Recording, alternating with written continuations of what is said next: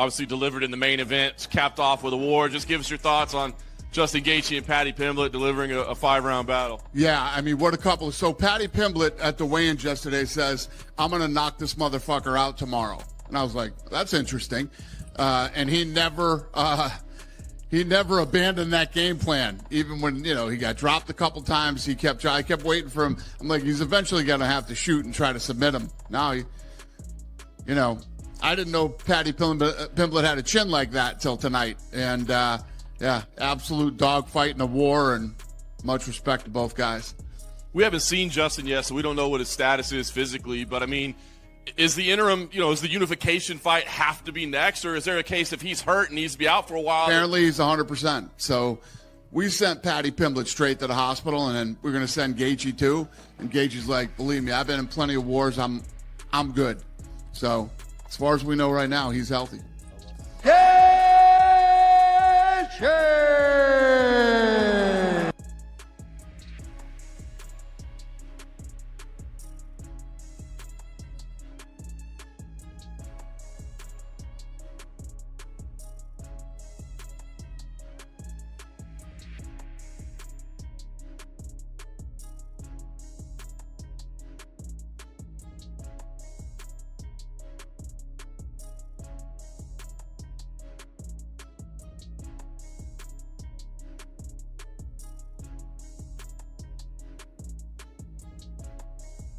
And now our tale of the tape for this lightweight fight. 4 years apart, with similar height and some differences in reach. All right, now for the official introductions, here is Bruce Buffer. Ladies and gentlemen, this is the main event of the evening. And when the action begins, a referee in charge of the Octagon, Yves Loving. And now, this is the moment UFC fans around the world have been waiting for. Live from the T-Mobile Arena in Las Vegas. Justin, you publicly said this is the last champion of your career. You want to go out with the title. Give us your thoughts on what tomorrow night means to you. Oh, it means everything. I've committed my whole life to this, and I think every fight's the biggest, but this is the biggest fight of my life. I cannot wait to carry this star stripes on my back and represent this country like it should be represented. Thank you, sir. Good luck to you. Justin Gaethje, ladies and gentlemen.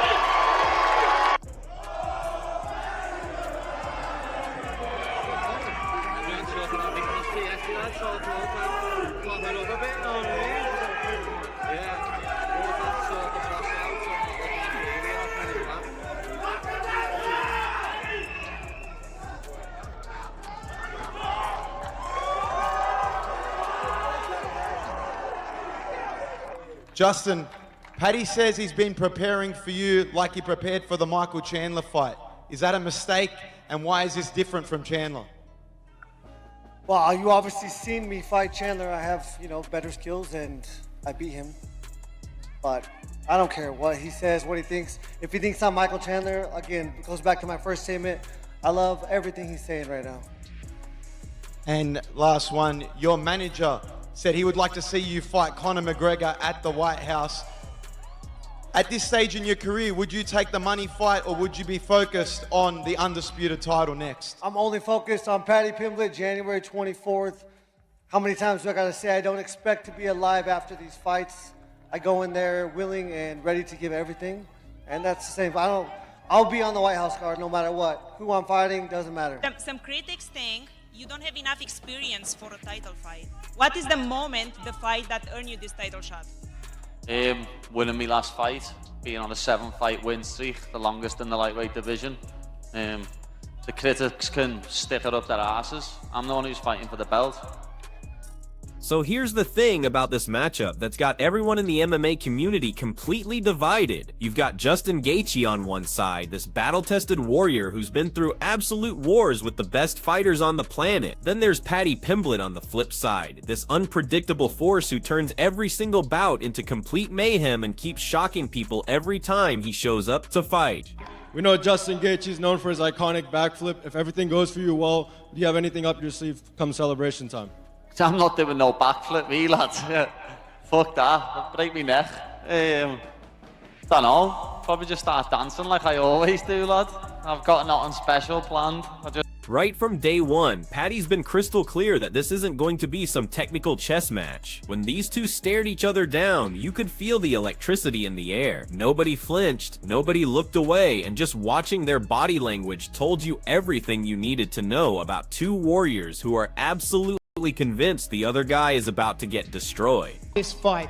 Usually when we think of Gaethje, we think of wars, we think of back and forth scraps. Do you think this is going to be a dominant one-way traffic performance by yourself?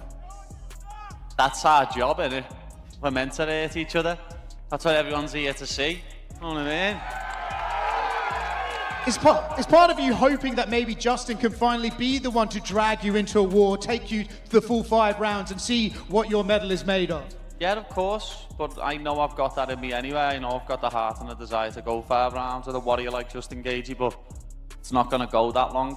As I say, I'm going to put a beating on him, and it's going to be like he's never had before, and I can't wait to show everyone just how good I am. Paddy's approach to this whole situation has been brutally honest from the beginning. This isn't just another name on his resume or a stepping stone to something bigger. The way he talks about Justin reveals something deeper, like he's planning to inflict serious punishment and make a statement that goes way beyond just getting his hand raised. Do you feel like you're representing the legends against the disrespectful new breed here?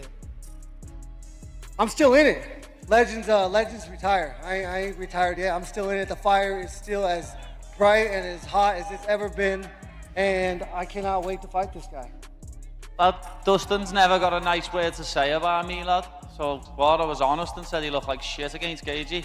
Fucking hell, stop fucking crying, you gonna get That wasn't even the fight you were talking about. You said his last fight. Which? No, I'm saying Dustin looked like shit against Holloway.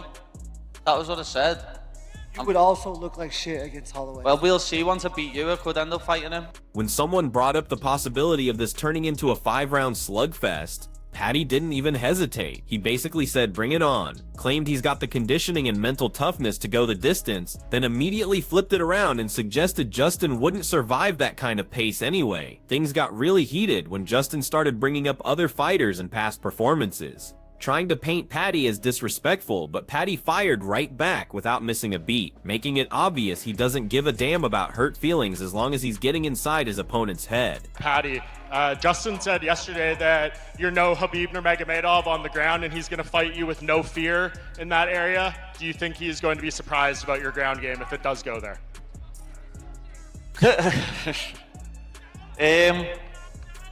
Everyone's surprised by my whole game when they fight me. No one expects me to be as good as I am. Everyone underestimates me, but it helps in my favour. Know what I mean? It makes the fight easier for me because everyone underestimates me. And I'm not Khabib.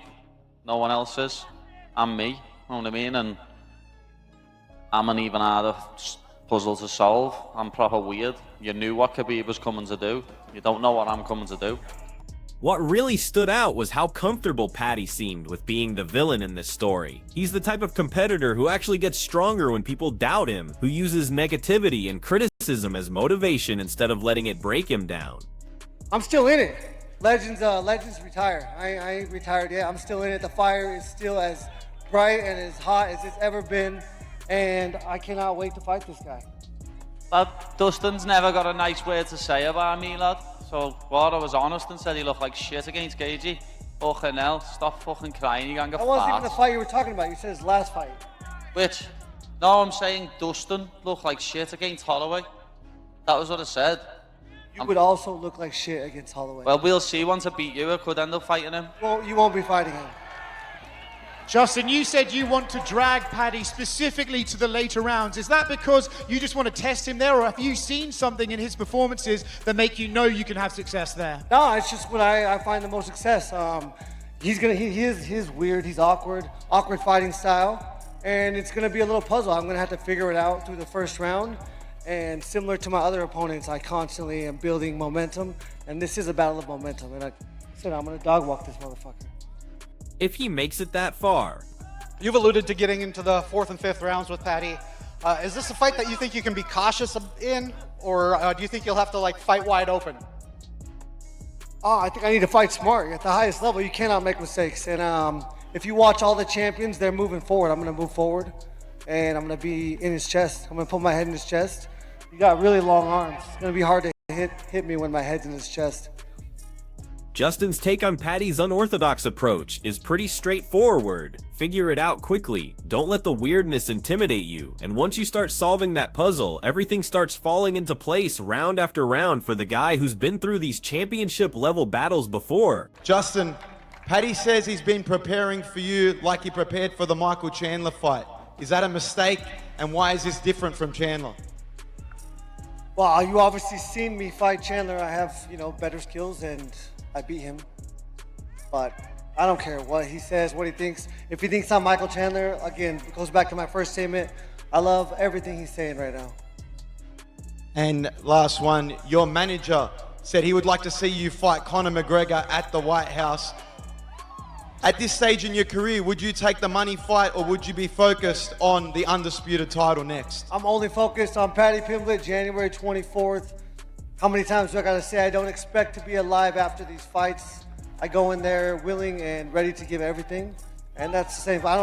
I'll be on the White House card no matter what. Who I'm fighting doesn't matter. This whole situation has the combat sports world buzzing like nothing we've seen in a while. Everyone's got an opinion, so let's break down what the professionals are thinking. When the topic turned to championship rounds, Justin talked like a man who's already been there, treating deep waters like his natural habitat instead of some scary unknown, clearly convinced that more time just means more opportunities to break his opponent's will. Yeah, Gaethje's a different beast, and look, Scouses don't get knocked out. Now you can take a shot, but again, against the highlight, you don't want to be a highlight. That's what I'm saying. So, and the highlight who doesn't get tired.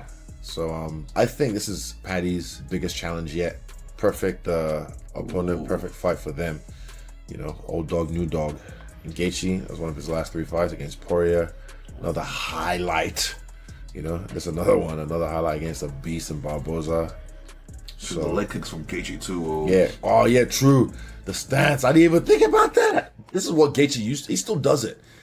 The ones he did against Barboza. Leg kick for leg kick. They were both battling. But Tony Ferguson as well. The way he handled him with the leg kicks. Shit was gangster.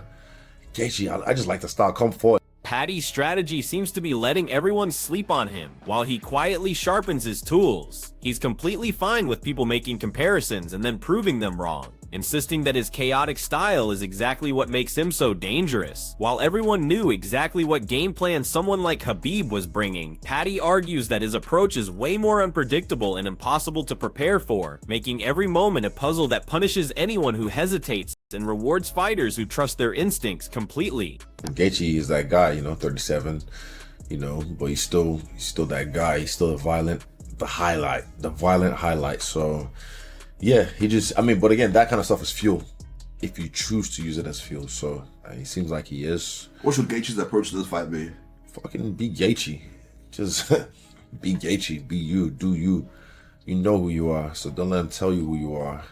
Show them who you are. Leg kicks is good, but don't start for leg kicks. Start off with his. Gaethje has a nice jab. He likes to stay in the mid range, so he'll be able to jab Paddy. But Paddy as well has. If he uses his jab well, he'll be fine. I think Paddy will be on the back foot first, and if he cracks Gaethje, then he'll be the one dictating the pace. But Gaethje will be the first one dictating the pace, in my opinion, in the first few exchanges or in the first round. Gaethje has to also be careful because Paddy hits hard. But Gaethje can eat him. Look. There's a reason Paddy's the favorite in this fight. Again, I'm just going to follow the script today. Today I'm following the script. What, smart money? Yeah, just smart money. So if I say Paddy in this fight, I just think it's going to be fire.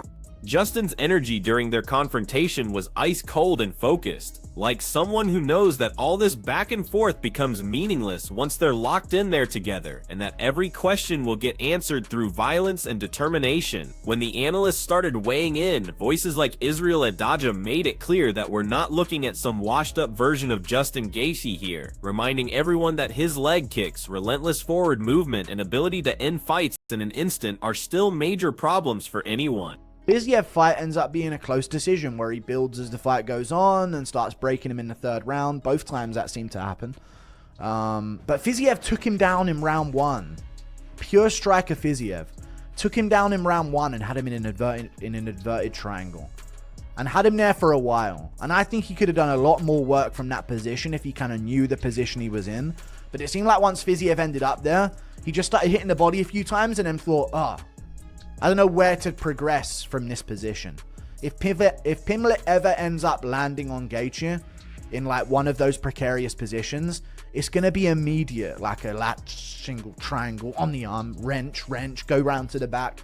It's going to be like a systematic jiu-jitsu difference that Oliveira had, but after dropping Gaethje in the first place, you know? Meanwhile, other experts gave Paddy his due credit for the hot streak he's on and the confidence he's carrying, pointing out that these are the moments that separate good fighters from legends, where raw belief goes head-to-head with proven experience, and where one split-second mistake can completely rewrite the story of an entire weight class. So I'm going to go with Pimblett by submission. I think at some point he'll end up on top of Gaethje. Will that be from a takedown? I think he could if he gets the body lock. I think he could. I don't think I see him shooting single leg or a double leg on Gaethje and getting it. But if they end up brawling and he shoots in while he bounces off the cage and gets the body lock and drags him like he did to Chandler, I could see it there. I could see it happening there. I could even see him dropping Gaethje or wobbling him on the feet. Gaethje does get wobbled and dropped. He's been wobbled and dropped. He's been flatline KO'd. So it can happen to him, you know, where he ends up in that stumbly mode. And in that stumbly mode might be where Pimblett could get a takedown for a submission or a ground and pound. With expert predictions all over the map and tensions through the roof, this has evolved into something way bigger than just another fight card. This represents different generations clashing, completely opposite fighting philosophies colliding, and when that cage door slams shut, only one of these men will emerge with all the answers.